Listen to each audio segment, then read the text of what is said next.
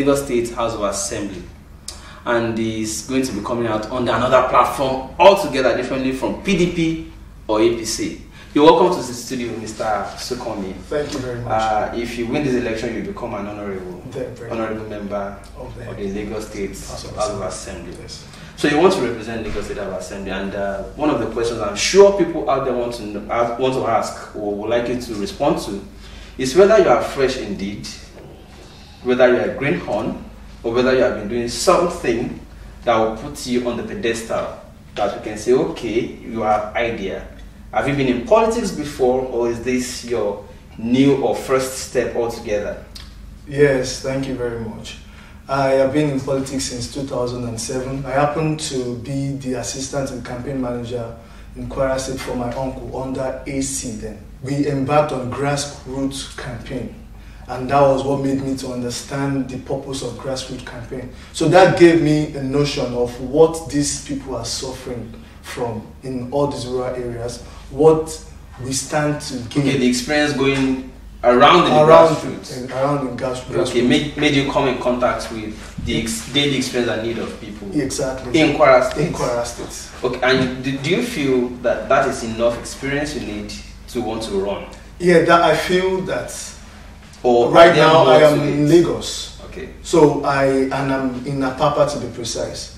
So I have seen some underdeveloped areas which we don't need to experience in this kind of dispensation.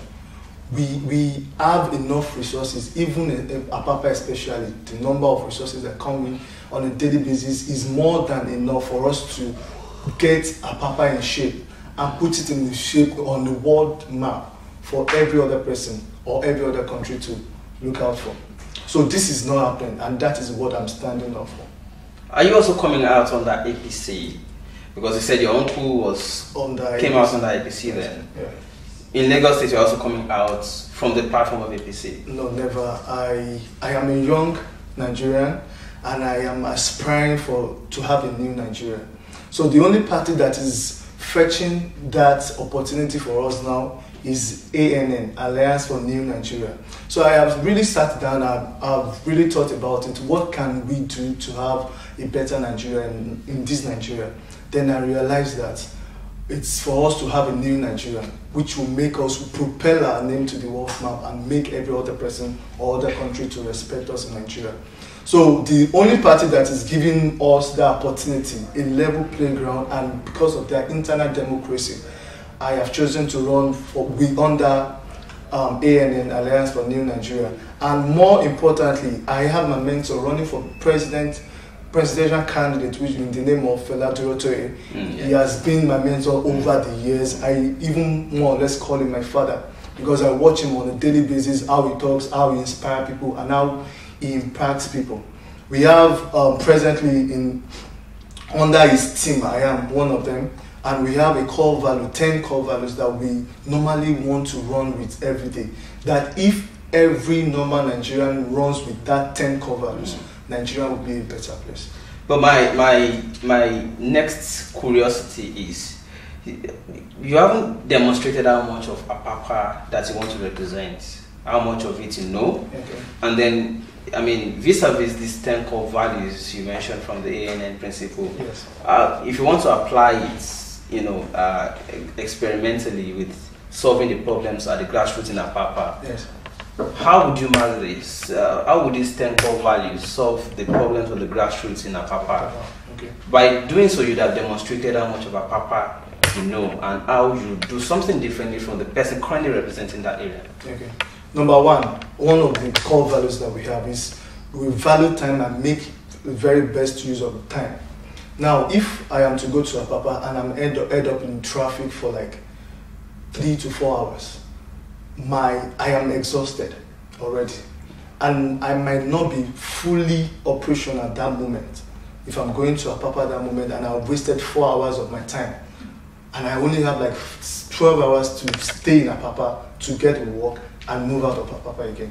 Now, this is one of the things I want to solve. To have a good road cannot be overemphasized, and that's one of the things I want to do. Apapa should not struggle from having a good road. if the roads are good and the roads are properly assigned to motorists, trailers should pass through here, normal bikes should pass through here, normal cars should pass through here. Do you think those are not in place already? They are not. I think they are just being flouted by. They are not adequately in place now. And I have been in Apapa for like 5 to 6 years now. I have seen things just being downgrading. There's no improvement. They will promise us today, this tomorrow, another thing will come up. So if the roads are intact, all the nooks and crannies of Apapa that you can get in Apapa with, they are intact. If the roads are intact, then we don't have any problem to face. We will have smooth trailer driving out, smooth cars driving in, and everything will be on point.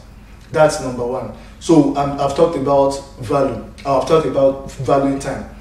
And another thing is, we should make one of our core values again is make a positive impact in everybody that you are coming across. Now, if a normal agent, because you can't go to Apapa and not find agent on the normal street. Now, if normal agent is seeing you, that is a novice in clearing goods, and you are coming in, for example, you are coming on board to Apapa and you don't know anywhere to go.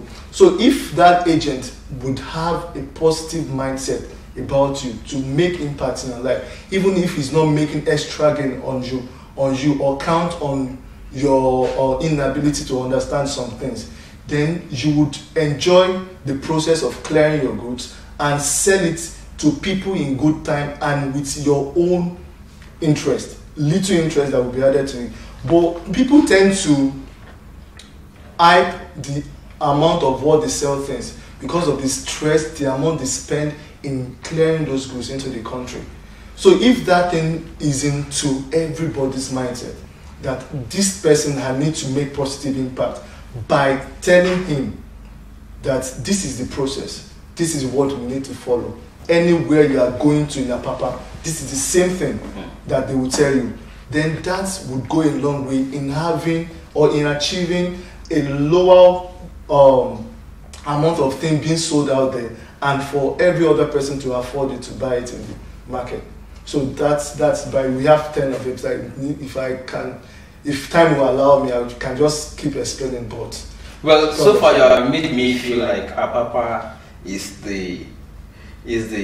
like the center of commercial activity of Lagos State for Nigeria, and that the only thing Apapa should be known for is that port clearing, yes, and importation, and all that. So if Apapa is not okay, prices of goods and services would be killing for Nigerians. And that is what we want to go and do. Yes. How easy would this be? Because these are businessmen. Yes, I have sat down and I have thought about it, that how can Nigeria, or how can the government hear my voice? Would the rep be able to control how Dangote moves his trucks and all that? Yeah, there's a bill that I will personally write about or sponsor in Apapa. So if I sponsor that bill to the House, I state it to the House that this bill, I won't say it now to the public audience, so they will not use our strategy against us. So there's a bill that has been worked on, and if that bill is followed rigorously, we will definitely achieve our aim, and the goods that will be being imported into Nigeria will be sold at the normal rate. Anyway, you're already talking as somebody who is there and wants to begin to implement. Let's talk about getting there first. This APC is like, so he has taken over. Even if APC will be kicked out from Apapa, for instance, which is where you are focusing on, how easy would it be for a new party, a fresh party altogether? Even PDP would find it difficult with their own structures. ANN, what are your chances? Well, we have a lot of chances. What we just do is to make positive impact in everybody we are coming. And that takes us to finance. Yeah. It will not be easy to convince people to that's a very key one for us, which we... How do you want to source money? We have the foresight that we need money to still, at least, though we don't want them to think that we want to give them money. What we want them to know is that the value that we will give to you when we get to government. So now some people are hungry, and if you don't feed them, they might not really listen to you.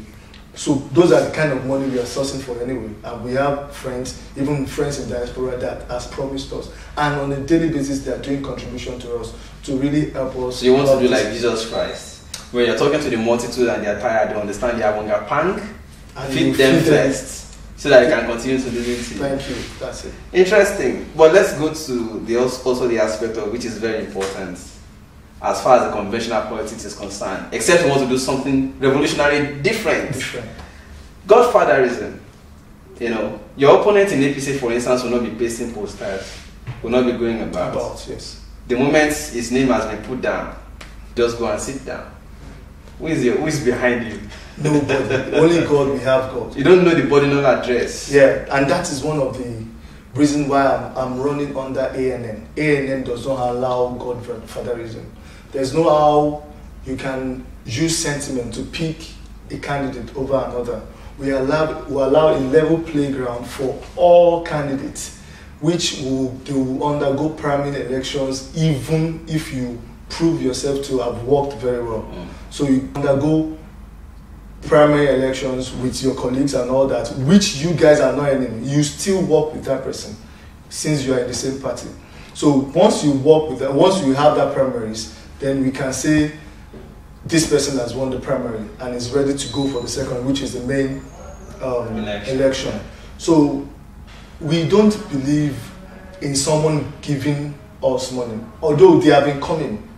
They'll be coming around to use the youth now, which I will not employ any youth to buy into. Because by the time they give you their money, they can dictate what you speak out. They can cage you and cage you for another 4 years.